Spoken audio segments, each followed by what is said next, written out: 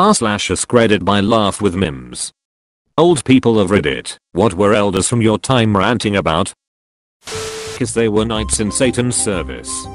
Satanic members with their devil music. It's like light rock now lol. It's always been weird to me that people think Kiss is heavy metal or hard rock. They had AskTC in the 70s and 80s, that's way harder than Kiss. It makes no sense to me. Maybe it was because of the outfits and the makeup. And the nicknames. One is literally called the demon. Clutches pearls. My parents used to tell me how lucky I was to have electricity, hot water, etc. They said only rich people had cars when they were young. Now only rich people have horses. I'm poor. Have horse. I'm more poor because of horse. I have no regrets. Same things as always. Young people have no work ethic, bad music, and too much sex. If each generation kept having increasingly too much sex, what generation am I in? You're in the overflow generation. We were having so much sex the number overflowed, and we are back at zero. Sorry bud. Well, current adults, 30, 40-ish, are actually joking about how kids are lame for the first time in decades. They still complain they're doing some things wrong as is tradition, but younger generations are mocked for being uptight and not doing crazy shit like the 80s up to the early 2000s.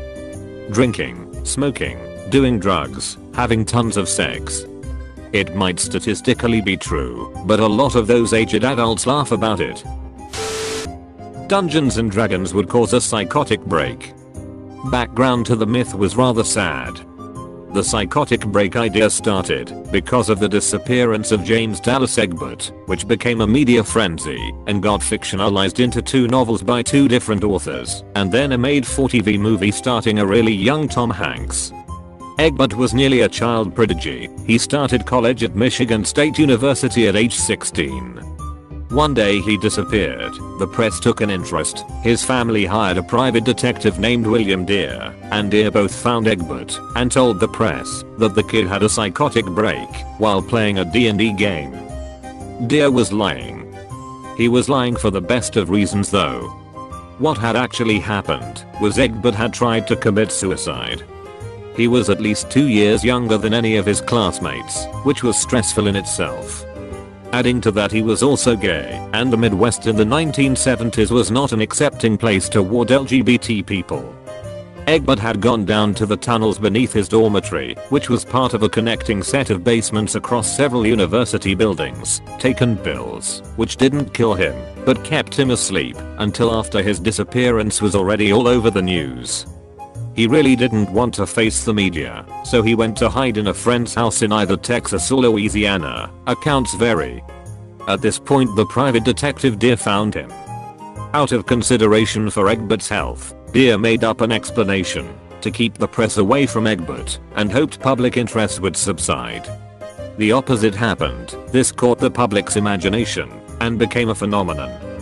Deere held his silence through the novelization and the TV adaptation, then published his explanation with apologies in the 1980s. Deere's timing was again for the best of reasons. He didn't want to muck up again and draw any more attention to a profoundly depressed young man. He also made a promise to Egbert to keep silent. Egbert committed suicide at age 22, 17. Deere did his best to set the record straight after Egbert's death, but the game was stigmatized in the public imagination by that time.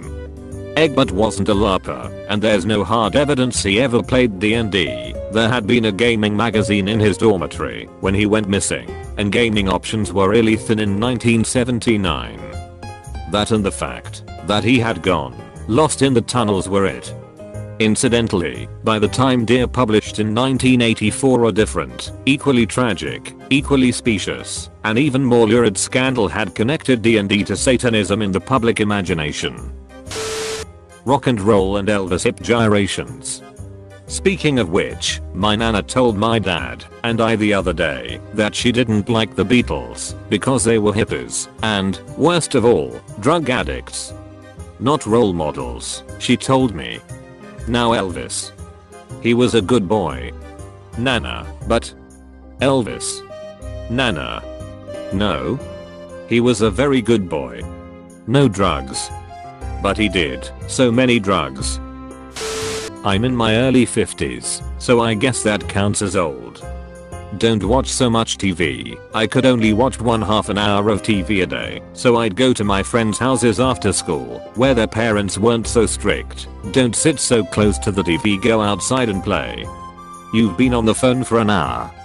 You just saw your friends at school. Get off the phone, edit it to fix mistake. 1/2 an hour of TV, not 1/2 a TV. Be nice to an old lady, okay? I'm lucky if I can remember my own name some days. The phone one definitely resonates with me.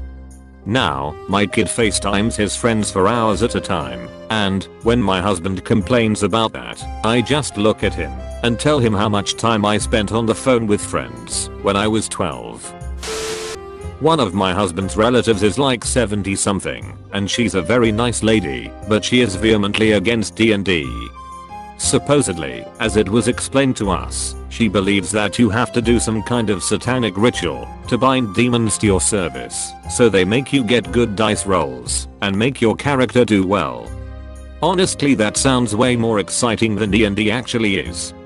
I'll have her know that my warlock has a strict anti-demon policy. Fate packed all the way, baby. Whatever the latest new media is, comic books in the 50s, TV in the 60s/70s, video nasties in the 80s, computer games in the 90s. But amazingly, even books were once seen as a dangerous craze. Back in the 18th century, many prominent voices were concerned about the threat posed by people reading too much. A dangerous disease appeared to afflict the young, which some diagnosed as reading addiction, and others as reading rage, reading fever, reading mania, or reading lust. Throughout Europe, reports circulated about the outbreak of what was described as an epidemic of reading. If I can remember correctly, Douglas Adams had a saying about technology. Anything made before you are born up until you're 5 is natural. Anything made from your teens to 34 is revolutionary.